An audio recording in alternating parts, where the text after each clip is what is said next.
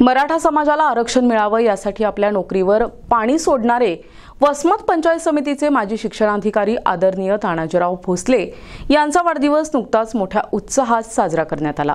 समाजात तळमळीनं काम करणाऱ्या या नेत्याला शुभेच्छा देण्यासाठी त्यांचे मित्रमंडळी मोठ्या संख्येने एकत्र जमले होते।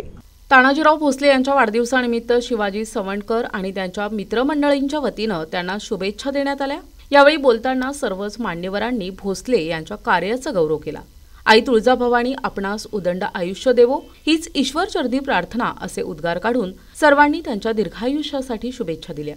या वाढदिवसाच्या कार्यक्रमात कोणाळे सर, शिवराज पाटील, आत्माराम कदम, दळवी, रामदास पाटील, सुभाषराव जवळेकर पाटील यांच्यासह अनेक मान्यवर मोठ्या संख्येने उपस्थित होते। प्रतिनिधी नंदू परदेशी, NTV न्यूज मराठी, वसमत, हिंगोली।